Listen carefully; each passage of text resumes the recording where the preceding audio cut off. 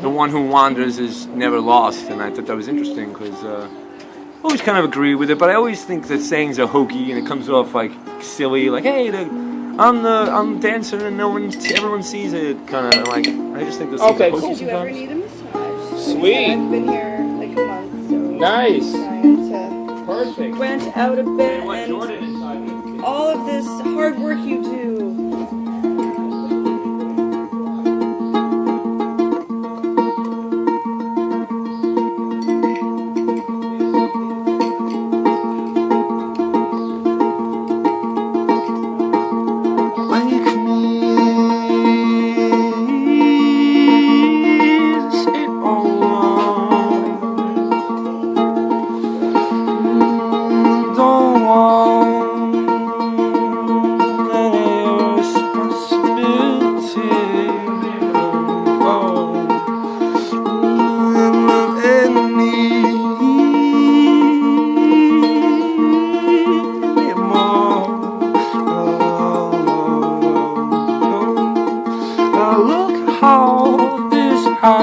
Made a liar of me. Hey. Ooh, was it the original one? It reminded me a bit of Devendra Banhart. I've heard that before, and I never even knew who he was, and I heard it, and I'm like, I love this guy. He's totally up my alley. I love like how all his records are like mixtapes.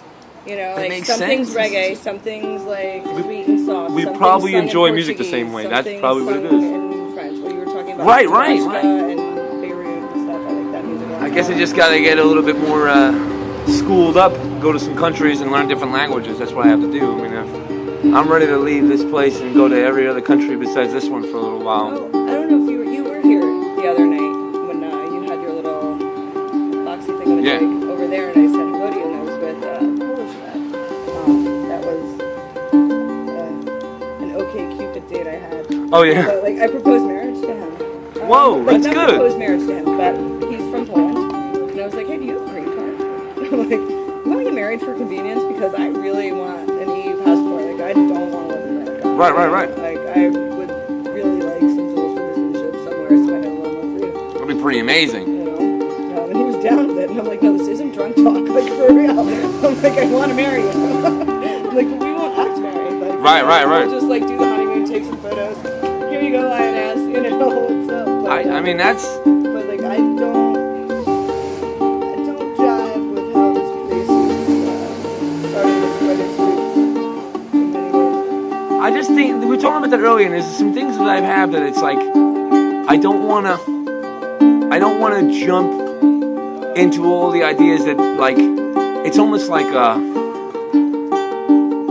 don't know. I always equate it to the cave and Plato's cave and the understanding that once you get out of the cave, you're free and you can do what you want to do. But once you get closer to the cave, but still out, you can whisper, but you can get drawn back in because there's people in there, there's things in there.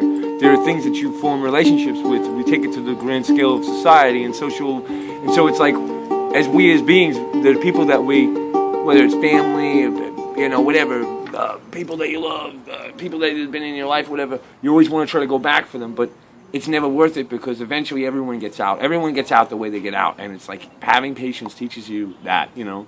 Mm-hmm. Having patience teaches you that everything is just the way it is, you know, and it's,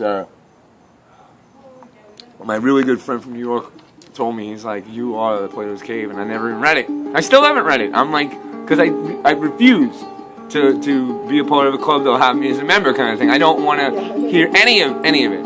I don't care about most books. Not that I don't respect and love writers, but I feel like anyone put anything to page, I'd rather put something else to page than read theirs. And if I come across it, like if I fell down the stairs and, you know, tripped over a thing of orange juice, and, you know, on the floor was a book that I was reading because I was hurt and my leg was broken, I would read the book. You know what I mean? I'm like, oh, okay, I get why I'm reading this now.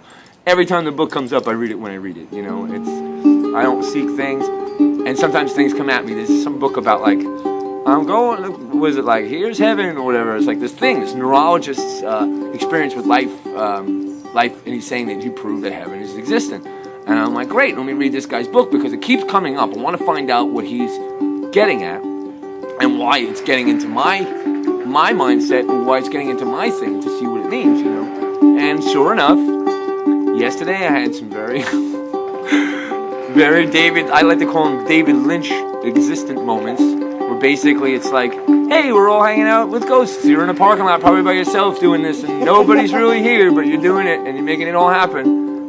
And I'm like, okay, I'll bite onto that, you know, I'll catch that fish for a little while.